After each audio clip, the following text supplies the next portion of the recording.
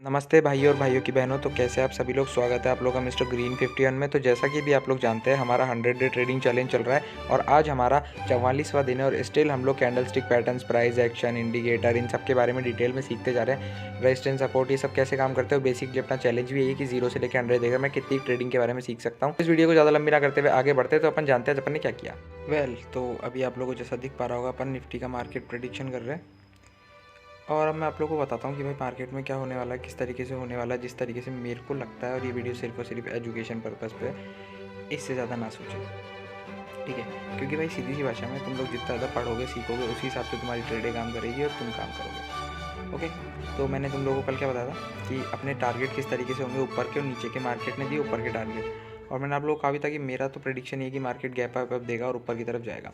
और मैंने आप लोगों को एक चीज़ और बताई थी, जो पहली कैंडल होती है उसका लो और हाई दोनों मार्क कर लो और जैसे ही उससे ऊपर निकले मार्केट या नीचे निकले तो अपनी ट्रेड भी उस साइड ही ले लो, अपना स्टॉप लॉस अपने हिसाब से, अपने रिस्क मैनेजमेंट के अकॉर्डिंग लगा के। और फिर मार्केट ने देखो इतना बड़ा टारगेट दिया आज, ठीक है। मैं बेसिकली बात करता हूँ कि मार्केट में क्या होगा और किस तरीके से हो सकता है कल।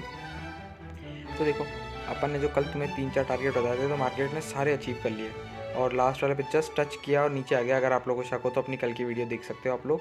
तो मे भी अपन काफ़ी अच्छा सीख रहे हैं अभी, जिस हिसाब से अपन को, मतलब मेरा बेसिकली चैलेंज भी तो ये मैंने आप लोगों को बता ही दिया होगा, इतनी हज़ारों बार बता चुका हूँ और आगे भी बताता रहूँगा कि मैं सीख रहा हूँ और उसी अकॉर्डिंग मैं भी चलता हूँ। तो देखो, मार्केट में जिस हिसाब से लास्ट कैंडल बनी है ना, उस हिसाब से तो अपने को थोड़ा गैप अप होते हुए लग रहा है, लेकिन उससे पहले की जो 5-7 कैंडल है, जो भारी गिरावट हुई है काफ़ी, तो ऊपर रजिस्टेंस भी मजबूत था, तो वहाँ से नीचे आता गया मार्केट।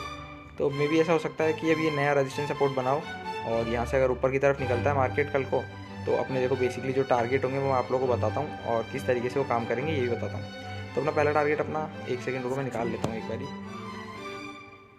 एक टारगेट और निकाल लेता हूँ, क्योंकि 3 तो आराम से दे ही देता है मार्केट और 2 तो मिनिमम होता है उसका रोज का। ओके, पीछे इतना मजबूत रेजिस्टेंस सपोर्ट बना हुआ था ना, इस वजह से मार्केट ने देखो यहीं से गिरना चालू कर दिया। पता है तुम लोगों को, अगर तुम छोटे टाइम फ्रेम पे ट्रेड लेते हो तो तुम्हें बड़े टाइम फ्रेम के हिसाब से अपने रेजिस्टेंस सपोर्ट बनाने चाहिए, वो बहुत अच्छे तरीके से काम करता है, ठीक है। तो अपना तीसरा टारगेट हो सकता है ये वाला भी, और एक और अपन ऊपर के लिए निकाल लेते हैं क्योंकि मे भी छोटा हो सकता है। और एक अपना होगा यहाँ पे जो रेजिस्टेंस सपोर्ट बना हुआ है एक, ठीक है। अब अपन आते हैं छोटे टाइम फ्रेम पे। अब जैसे कि अपन भाई ट्रेड, अभी ऑप्शन ट्रेडर है अपन, तो और अपन 15 मिनट, 5 मिनट और 1 मिनट पे ट्रेड लेते हैं। तो बीच का बताता हूँ मैं, 5 मिनट वाला, क्योंकि ज़्यादातर लोग 5 मिनट पे ट्रेड लेना पसंद करते हैं और अच्छा भी ये रहता है, क्योंकि भाई 1 मिनट काफ़ी ज़्यादा रिक्सी हो जाता है, मतलब रिक्स वाला मैंने माहौल हो जाता है उसमें। तो देखो, अब अगर कल को गैप अप होता है तो अपने टारगेट जो होंगे वो 3 बहुत ही प्यारे प्यारे से टारगेट, जो मार्केट आराम से अचीव करा देगा अगर ऊपर की तरफ जाता है। तो व्यू प्रेडिक्शन दे रहा हूँ नीचे और ऊपर दोनों साइड का, और उसी हिसाब से चलना चाहिए आपको 24 घंटे पूरे टाइम। मार्केट कभी भी किसी भी साइड हो सकता है, क्योंकि वो अपने हिसाब से चलता है और तुम उसे अपने हिसाब से नहीं चला सकते। तो ऊपर के अपने टारगेट होंगे, पहला 19,870, दूसरा होगा 19,931 और तीसरा टारगेट होगा 19,980 के आसपास का, ठीक है। और मार्केट बाई चांस कहीं भी कोई दिक्कत होती है या फिर बाहर के मार्केट ढंग से काम नहीं करते, मैंने आपको पहले बताया investment.com करके एक ऐप है, उस पर जाओ और वहाँ पे आप लोग ये देख सकते हो कि मार्केट रात को क्या कर रहा है, अगले दिन उसी हिसाब से गैप अप गैप डाउन होता है, ठीक है। तो तुम्हें ये पता चल सकता है कि मार्केट क्या करने वाला है। और अपने नीचे के टारगेट होंगे 19,809 का पहला होगा, दूसरा होगा 19,750 का, तीसरा होगा 19,704 का, और अगर मार्केट कल बहुत तेज़ गिरता है तो अपना तीसरा टारगेट होगा, सॉरी चौथा, 19,641 का, ठीक है। तो ये अपने बेसिकली कुछ टारगेट निकाले अपन ने ऊपर और नीचे दोनों के। तो मार्केट जिस भी साइड खुलेगा अपन उस साइड ही एंट्री बना लेंगे पूरे टारगेट अचीव करने के लिए, ठीक है। तो इस चीज़ का ध्यान रखना। और तुम लोग सीख ही रहोगे रेजिस्टेंस सपोर्ट किस तरीके से प्लॉट किए जाते हैं अपन, और ये हर बार चेंज होते रहते हैं, ये बात ध्यान रखना। जैसे कि मैंने जो कल के बनाए थे, देखो कितना अच्छा काम किया। मार्केट यहाँ खुला इस रेड कैंडल पे, यहाँ से नीचे गया नहीं, जो मेरा रेजिस्टेंस सपोर्ट मैंने बना रखा था, सपोर्ट पे टच किया, ऊपर गया, इसने क्या बोलते हैं रेजिस्टेंस को तोड़ा, रीटेस्ट किया और फिर सीधा ऊपर भगा। और यहाँ पे इतना मजबूत था कि रुका ही नहीं और जाता ही गया, कोई रीटेस्ट नहीं, कुछ नहीं। ये वाला भी तोड़ दिया, अगले वाले पे देखो ऊपर ही ऊपर सस्टेन कर रहा था, मतलब बायर अभी भी बहुत मजबूत है और मार्केट को और ऊपर लेके जाएंगे, और उन्होंने वही किया।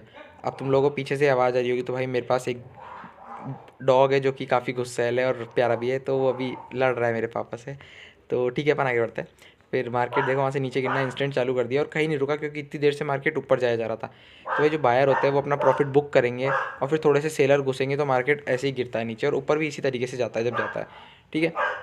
तो अपना बेसिकली कॉन्सेप्ट क्लियर हो चुका है कि अपने कल के टारगेट किस तरीके से हो सकते हैं और अपन किस तरीके से ट्रेड लेंगे और किस तरीके से अपन और अपने रिस्क मैनेजमेंट स्ट्रेटजीज इन सबको और डेवलप कर सकते हैं। तो इसी पर्पज़ पे ये वीडियो बनाई है मैंने कि मैं और क्या क्या सीख रहा हूँ, और अभी मैं ध्यान दे रहा हूँ कि मैं ओवर ट्रेडिंग ना करूँ, ढंग से ट्रेड लूँ जब भी लूँ, नहीं तो लूँ ही नहीं। और सिर्फ प्राइस एक्शन, इंडिकेटर और रेजिस्टेंस सपोर्ट ट्रेंड और किस हिसाब से ट्रेंड चल रहा है, कैंडल स्टिक पहचान में आए तो उस हिसाब से, जब तक मुझे कोई चीज़ समझ में नहीं आती कि भाई मैंने जो पढ़ा है वही मुझे दिखे, तब तक मैं ट्रेडिंग के बारे में नहीं सोचता। ठीक है, ये चीज़ तुम भी ध्यान रखो। जो चीज़ सीख रहे हो उसी के बारे में प्रैक्टिस करते रहोगे बार बार, तो तुम लोग सही में ट्रेडर बन सकते हो। और बेसिकली आपको करना भी यही होता है। अगर आप लोग मेरी बात ढंग से समझ में आई होगी तो तुम बहुत ऊपर, नहीं आई होगी तो तुम्हारी इच्छा। फालतू किसी और से पैसे मत लगाना। और कोई भी क्वेश्चन हो तो मेरे को कमेंट कर देना।